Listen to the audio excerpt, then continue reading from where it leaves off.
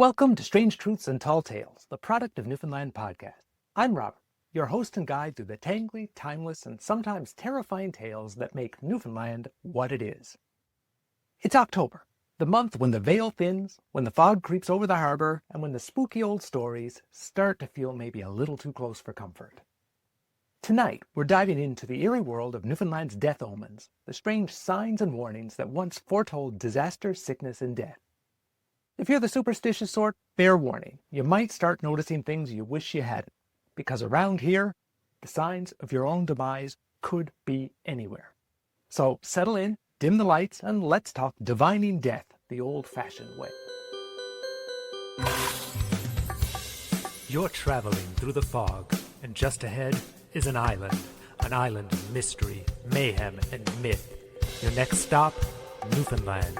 And these are its strange truths and tall tales. As usual, I'm going to start with a story. This tale was inspired by an account from St. Lawrence on Newfoundland's Burin Peninsula. It was printed in P.J. Kinsilla's 1919 book, Some Superstitions and Traditions of Newfoundland. It's a great old book with lots of short pieces, almost fragments of stories. There's not a lot of detail, and there's plenty of room to let your imagination run. This tale describes what the old folks would have called a corpse candle. Kinsella said he heard about it from a local man, someone who swore the strange event had happened only a short time before. His account was pretty short on details, so I fleshed it out a bit. This is it. This is the story of a man, his son, and a strange flickering light that appeared one morning. Here it is, the tale of Jacob and the corpse candle. It was early. The sun was barely over the horizon, and the sky over St. Lawrence was ominously pink. Tom McGraw looked from his kitchen window. Beyond the churchyard, he could see a dark smudge of cloud forming on the horizon. Tom shook his head. It wasn't going to be a good day. Upstairs, his 12-year-old son Jacob slept. The boy was getting older, almost, but not quite, a young man. Once upon a time, he'd have been downstairs as soon as he'd heard Tom stirring.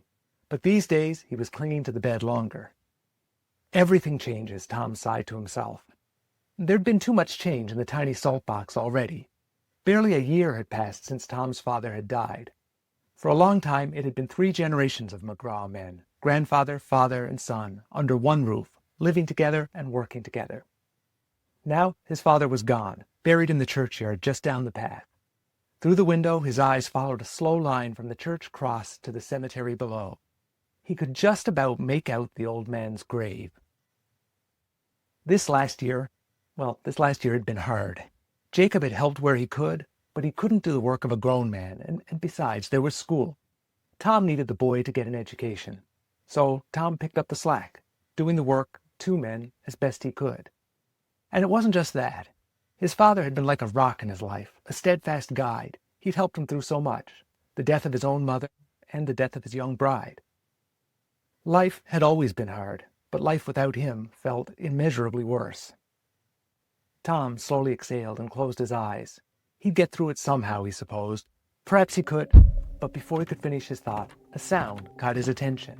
There was motion upstairs. The boards were creaking as though someone was moving from one room to another. What could Jacob be doing, he thought. He called out, but there was no reply. Tom went upstairs. It was always shadowy on the second floor of the old house. He should have taken a lamp. In these early hours, there was barely enough light to see. He peeked into Jacob's room. His quilts were twisted and pushed to the foot of the bed, but the boy was still asleep. His breaths were slow and regular. Behind him, the floor creaked again. The sound was coming from inside his father's old room. Tom froze. The room had been shut up for almost a year now. After his father died, he didn't want to face the emptiness. But now, someone or something was moving around inside. Tom reached for the doorknob. His heart quickened. He had to look inside, but everything inside him told him to turn away, that he didn't want to see what lay beyond that door. He swallowed hard and turned the knob. A rush of cold, stale air swept past him as he stepped over the threshold. If something had been moving around, there was no sign of it now. Things were just as he remembered. Even now, a year later, the smell of his father's pipe smoke seemed to linger in the air. Tom closed his eyes and breathed it in for a moment. The last years seemed to fade away. The grief, the worry, and the pain were gone, swallowed by a beautiful golden glow. He opened his eyes and the shadows returned.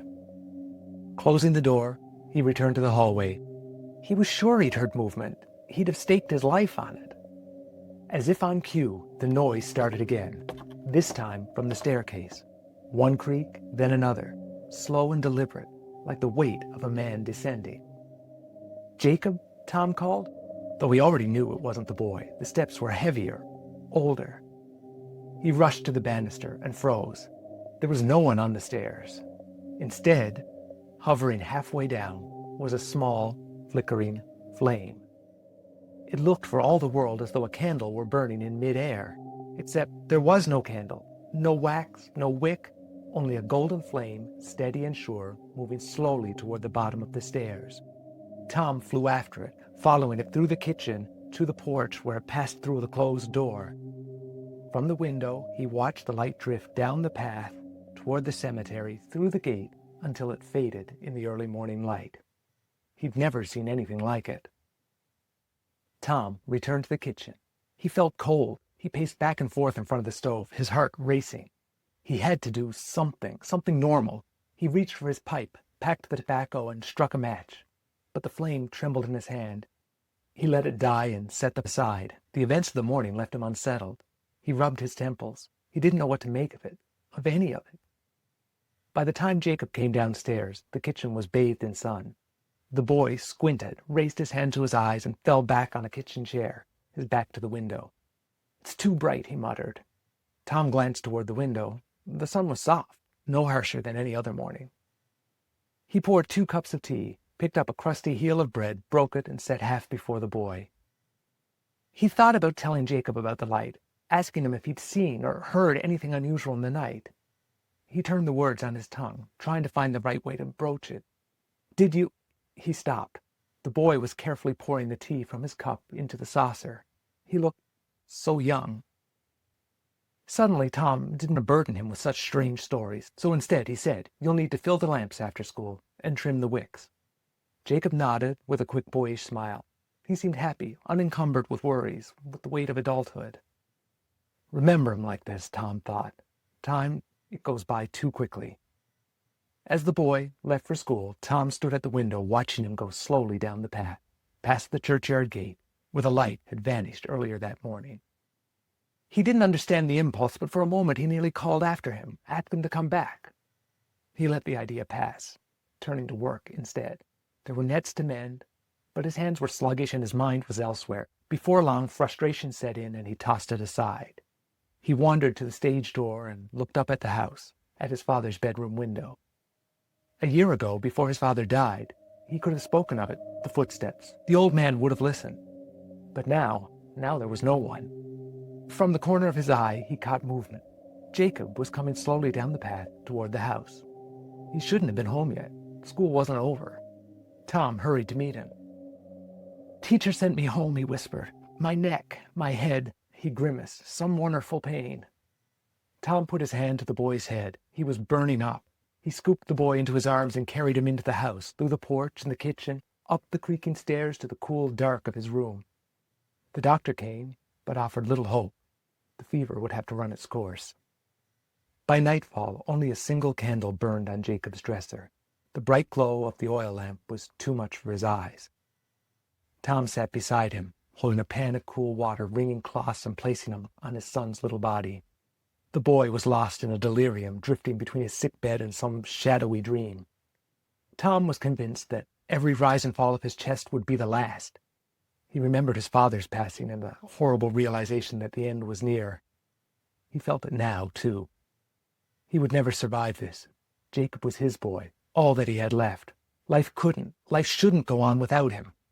Tom leaned forward, his head in his hands. He wanted to pray, but the words caught in his throat. Instead he cried. If there was mercy in heaven, he couldn't see it.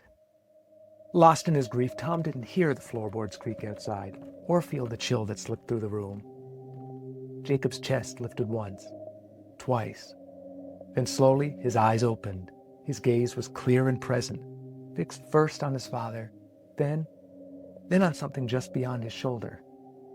"It's all right, Dad," he whispered. "Papa's here. He knows the way, and I'm not afraid anymore."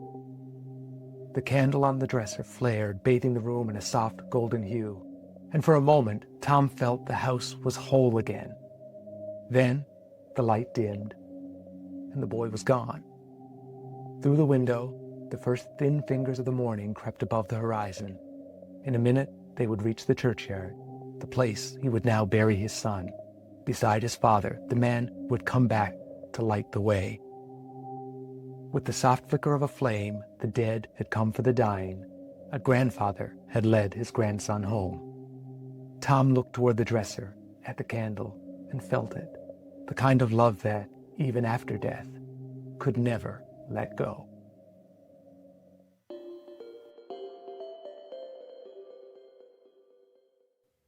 I'm sort of proud of that story. Whenever I write stories for the blog or podcast, I find myself setting them in places I know. That one was definitely set in my grandparents' house.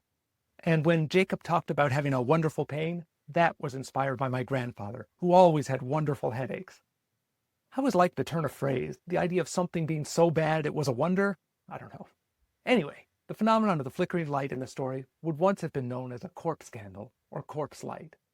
They were said to be the spirits of dead family members who appeared as small flickering flames drifting from the graveyard. They were seen as guiding the spirits of their relatives to the world beyond. Seeing one was a warning that someone nearby was about to die, and that the dead had come to lead them home. Creepy? Yes. But there's something kind of beautiful about it too, I think. The idea of family watching over you, there to help you, even from beyond.